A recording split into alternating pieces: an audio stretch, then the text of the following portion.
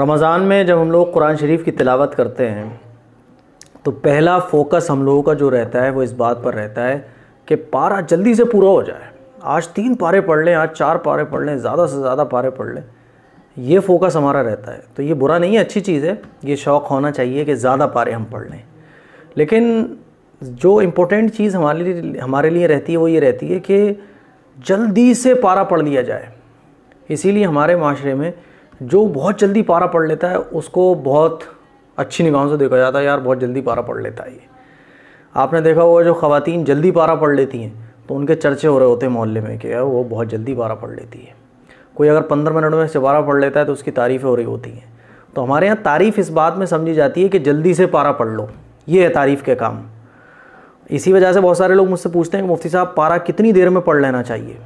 तो आज मैं बता दूं आप लोगों को, अल्लाह के यहाँ बंदा ये नहीं देखा जाता कि बंदा कितनी देर में पारा पढ़ रहा है, बल्कि ये देखा जाता है कितने दिल से पढ़ रहा है। मैं एक बात हमेशा कहता हूँ कि अल्लाह को क्वालिटी पसंद है, क्वांटिटी पसंद नहीं है। हमारी नज़रों में गिनती अहमियत रखती है, अल्लाह के नज़दीक जो है वो क्वालिटी अहमियत रखती है कि बंदा किस दिल से पढ़ रहा है, कैसे पढ़ रहा है।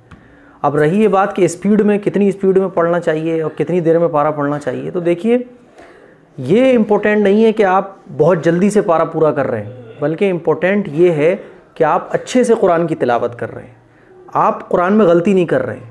आप अगर एक पारा पढ़ रहे हैं, बहुत स्पीड में पढ़ रहे हैं लेकिन गलतियाँ हो रही हैं उसमें, और बहुत गलत सलत पढ़ते हुए जा रहे हैं आप, लेकिन स्पीड में पढ़ रहे हैं, लफ्ज़ कट रहे हैं, कट और लफ्ज़ चबा चबा के आप पढ़ रहे हैं, ज़बर ज़ेर पर का पता नहीं है लेकिन स्पीड में पढ़ रहे हैं, तो फिर ऐसा पढ़ने से जो है वो कोई फ़ायदा नहीं है। लफ्ज़ बदल जाते हैं, माना बदल जाते हैं, ज़बर ज़ेर पेश के फ़र्क से माना बदल जाते हैं। तो इससे जब बजाय सवाब के गुनाह भी मिल जाता है, माना बदल जाते हैं।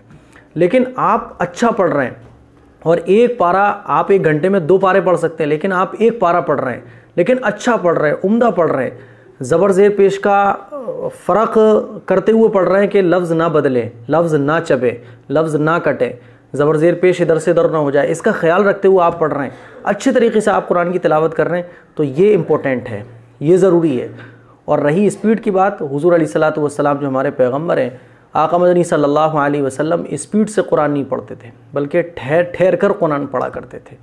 तो हमें इस बात पर फोकस करना चाहिए कि हम कुरान के जितने भी पारे रोज़ाना पढ़ें, लेकिन अच्छे से पढ़ें, अच्छे से पढ़ें। ये नहीं कि स्पीड से खूब पढ़ रहे हैं, 5 पारे पढ़ लिए, 6 पारे पढ़ लिए, लेकिन स्पीड से पढ़ रहे हैं, पता ही नहीं है कि लफ्ज़ कट रहे हैं, चब रहे हैं और कुछ का कुछ बन रहा है। ऐसे नहीं, अच्छे तरीके से पढ़ें।